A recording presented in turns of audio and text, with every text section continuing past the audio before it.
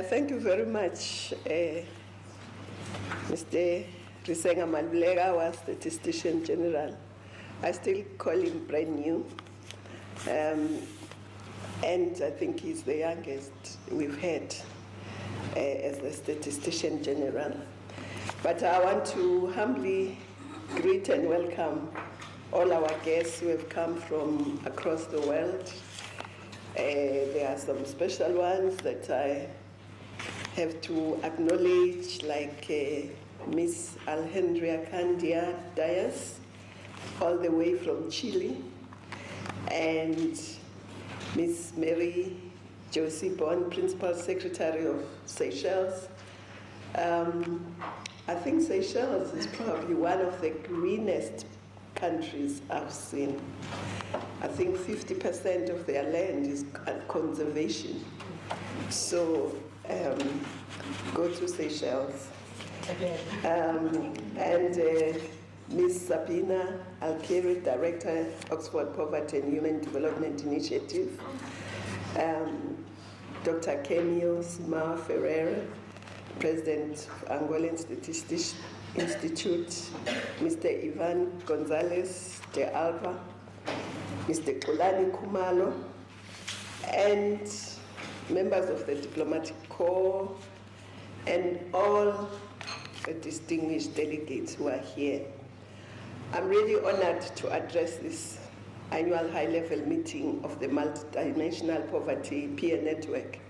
It's the first time I address such a gathering. And of course, I'm on a learning curve, so I'm learning a lot about things that I didn't know before.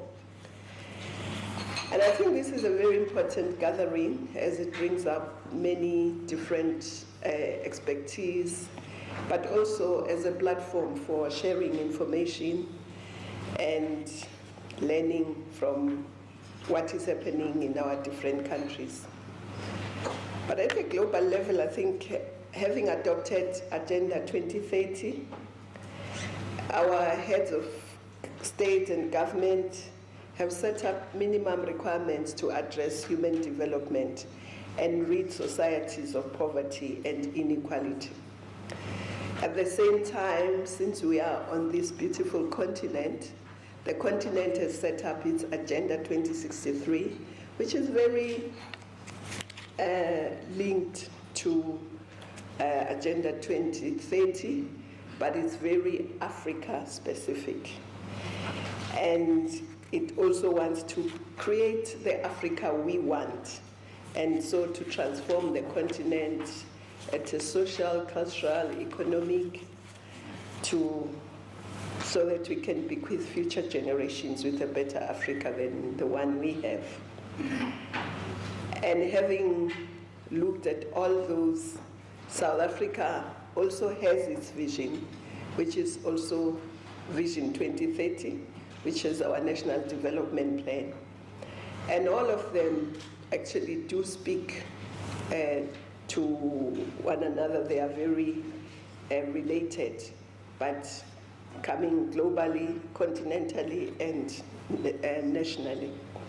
And of course, I'll speak a bit more about South Africa. We have 12 years to go to achieve our national development plans, goals, just as Vision 2030 has 12 years to go. And we want to acknowledge that South Africa did meet some of the important targets of the MDGs. We did have poverty, extreme poverty by 2015, but I'm very opposed to this term extreme poverty, because I feel that I couldn't go to a person, look her or him in the face and say, it's okay if you are poor as long as you are not extremely so. I think we should just be looking at dealing with poverty, because nobody wants to be poor. But if we say we are just engaged in dealing with extreme poverty, it means we're saying it's fine to be poor. And I don't agree with that. So it's just my take on this. But we also were able to deal with hunger and many other aspects. But we also were looking at poverty not in a multi-dimensional way. And I think it's good that now we are involved in looking at it in a multi-dimensional way. Because these policy agendas of global, continental, and national levels call upon us to act with urgency. They call upon us to put a human face at the center of all our efforts and truly make sure that we do not leave anyone behind. So, to this end, it is important for us to ensure that all our efforts are integrated and facilitate the sustainable development as we lift our people out of poverty through radical social, economic, cultural development. So to do this, we must pay attention to increasing the assets of our people, which will require to shift in approach and must transform the ownership patterns in the economy. Now this, for South Africa, this is very important. It may not be so important in other countries, but in South Africa it's very important because our inequality is around many dimensions. There is inequality of assets, of wealth, of income. In many instances also, there's still inequality in opportunities. So ownership and assets are very important, starting with land to many other areas in our country.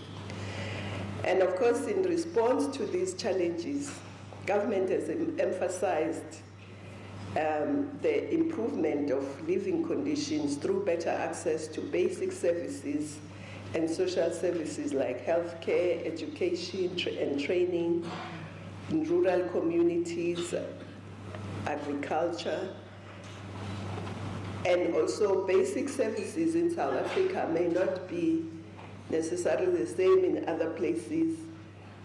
Access to clean water is a very important basic service in South Africa because before democracy, majority of people didn't have access to clean water or even sanitation. They did not have access to electricity, which is a basic need. So when we emphasize basic needs, it's because of the uniqueness of our history and of legacies of apartheid.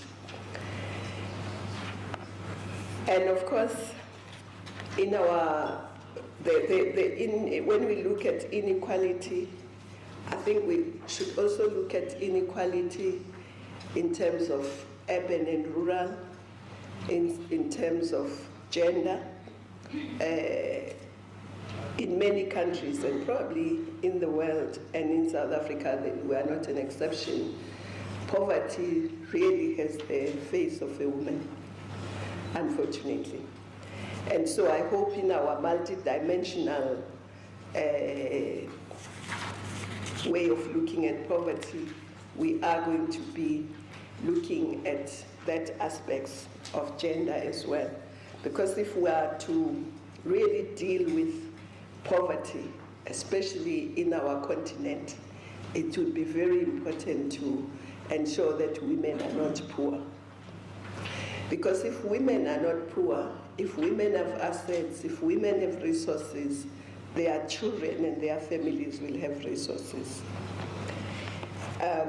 Research shows that women having resources in their hands, they spend 70% of those resources in the family, compared to men who also spend quite a bit of resources in the family, but on average, men tend to spend 30% of their resources in the family.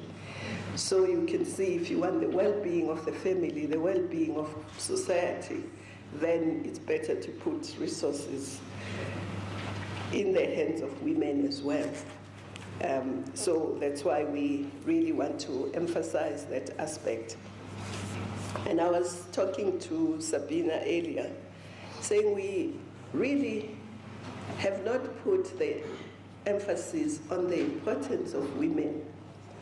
Because women, just think about it, when women fall pregnant, give birth, it's not about them giving a child to themselves and their family.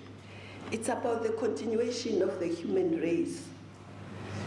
And if women were to stop falling pregnant, the human race would be extinct. So it's not a family service you're doing, it's not a national service you're doing, it's actually a service to humanity for the continuation of the human race. But we tend to not recognize that important aspect that women play in the world, in the communities, in families, in societies. And so if we really ensure that we take women out of poverty, I think it would be the quickest way of taking families, societies, and nations out of poverty. So I'm just emphasizing this point so that as you develop your measurements, you take this into account. And of course, we have to have the political will as leaders in government and in society, and we have to have the resources, but more importantly, our policy formulation must be based on accurate information, accurate statistics. So accurate measurements are very essential. And in recognizing our people, we must make sure that no political democracy can survive and flourish if the masses of our people remain in poverty, without land, without tangible prospects of a better life, without jobs, without assets, without being part of our economies and being unemployed. And also inequality is a very important aspect to deal with, and glad that your measurements take that into account, but they're very important because also research shows that societies that are more peaceful, societies that are less violent, tend to be more equal societies. When you have huge inequalities, that's when you also see a lot of violent crime. And I suppose it's because it's difficult for people who live under conditions of squalor to be looking at obscene opulence and still stay calm and peaceful. So it's a very important measure, but not only a measure, it's an important aspect that we should deal with: poverty, inequality, and of course, creation of jobs. Because if you give people a grant, they are grateful because they can buy food and so on, but their self-esteem, their dignity, they want to do things for themselves. They want to be part of developments in the country. And so, in as much as in South Africa, we try to make sure that no child goes hungry, we try to make sure that no family is without income, but they are grateful, but they would rather they generated that income themselves. So it's also a very important aspect. We also are trying to have a social, what we call a social wage in the country, and a minimum wage, so that we can put the basket of all the issues into a good social wage. But in 2014, up to 2014, South Africa wasn't really measuring poverty in a multi-dimensional way.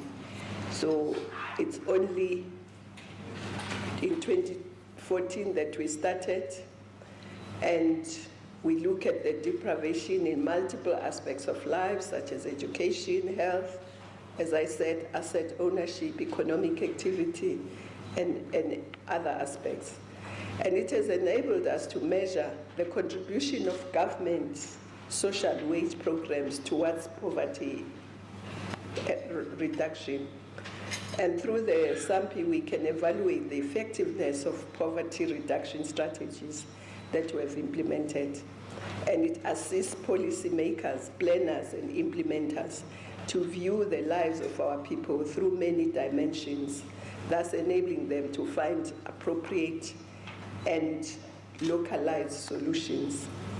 Essentially, we do not only get to know who is multidimensionally poor, but we also get to understand what derives their poverty situation. In exploring what makes the people poor, and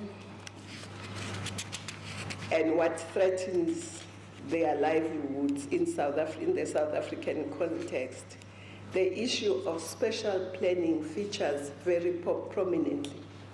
Now again, in many countries, this is not an important aspect, the spatial planning. But in our situation, apartheid policies were such that black people were supposed to be workers. They're not supposed to be resident in the cities or towns. So they built dormitories which are far from places of work, because the cities were supposed to be pure white. You had to come in, give your labor, and leave. And after a particular time in the evening, there'll be a curfew. And if you were found walking the streets and you were black, you had to be arrested, because you're not supposed to be here at this time. You've done what you're supposed to do, you must go back to where you belong. But that means that many people spend a huge amount of their income just on transport going to work. Not only spending a huge amount of their income, but it means they have to be up early and then get home late, because work is so far from where they live. And so this is an important matter as we try to transform our society.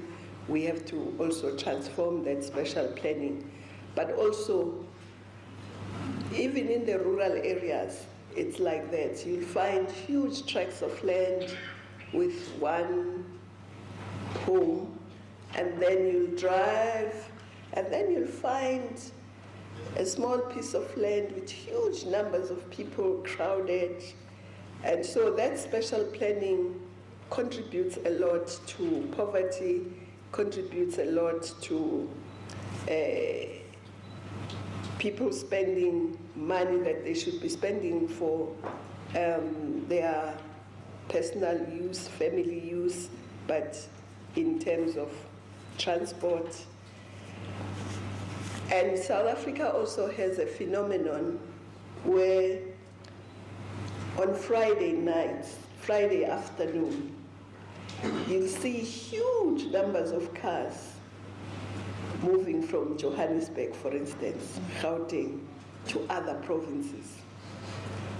Because those people work here, but their real homes are elsewhere. So on weekends, they go home. Then they come back during the week, which also means they spend more money because they have to look after a household that is at home. They have to look after themselves here in the cities.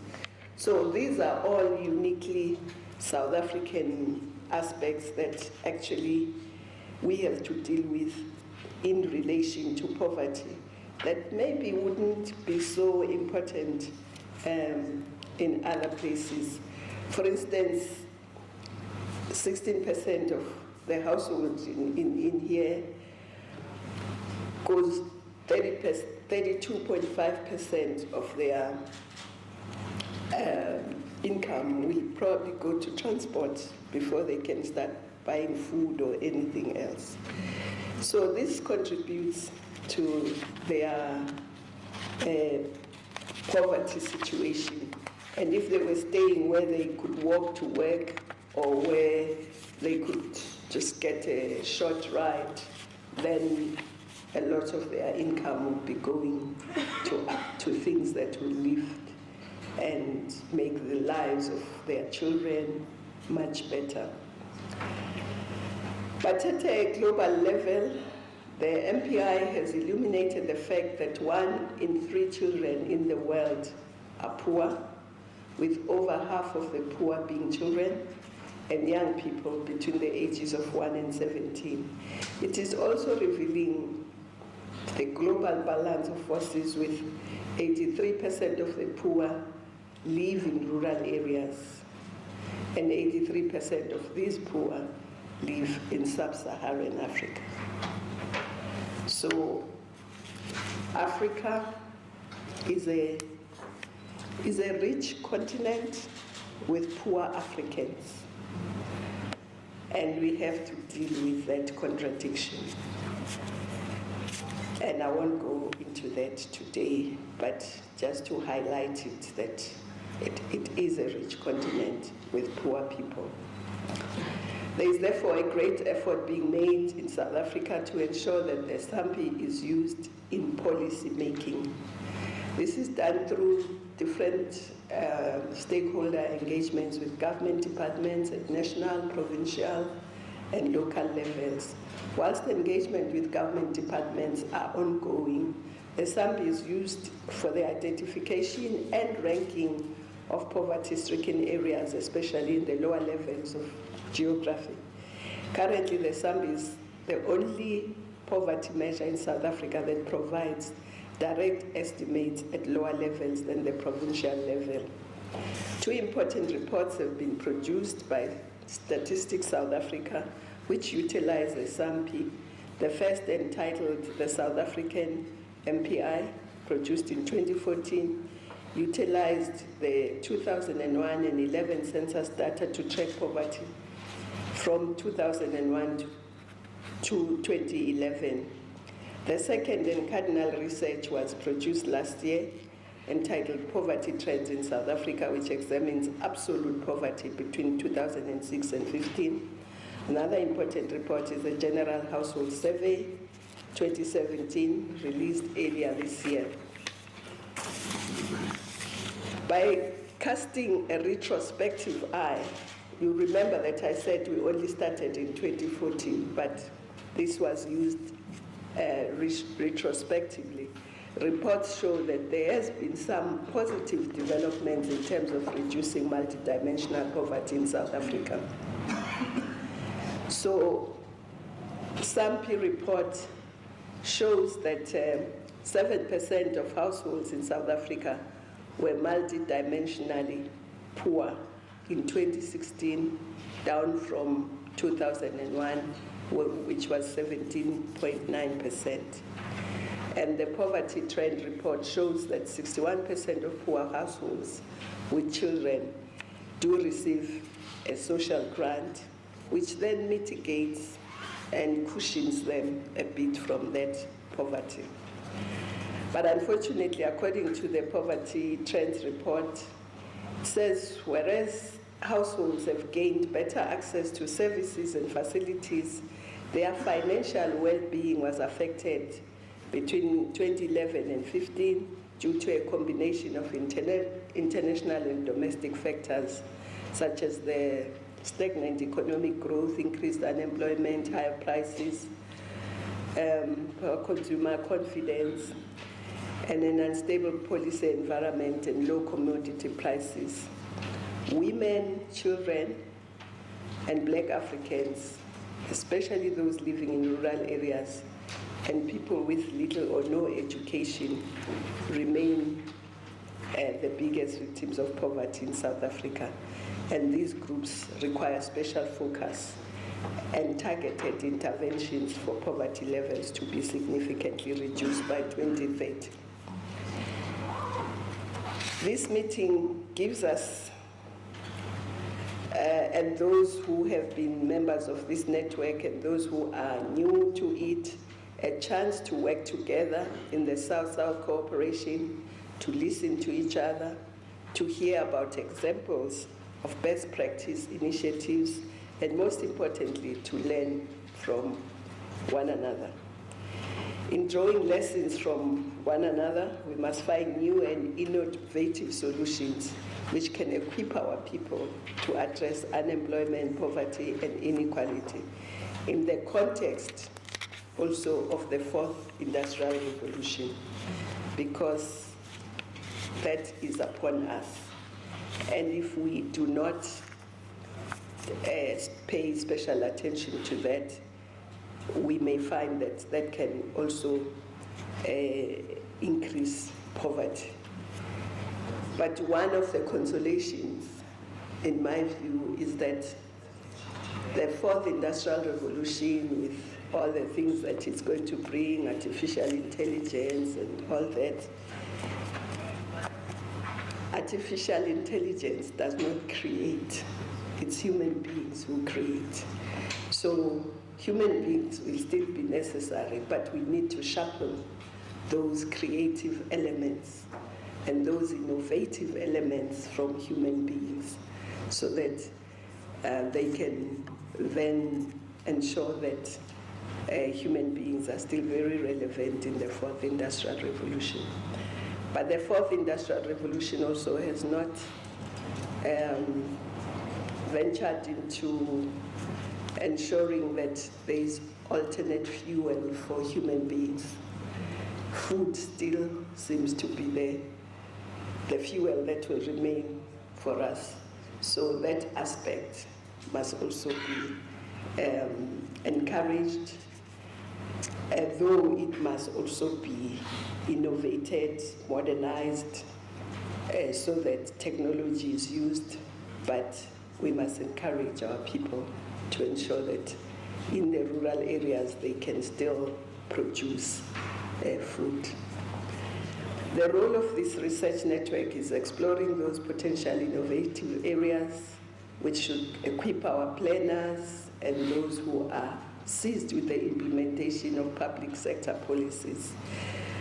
So as we look forward to the outcomes of this high-level meeting of the Multidimensional Poverty Peer Network and wish you fruitful deliberations, we are also very encouraged that we as planners and policymakers, we will be enriched by your interactions and will translate all the good ideas back to us. Thank you.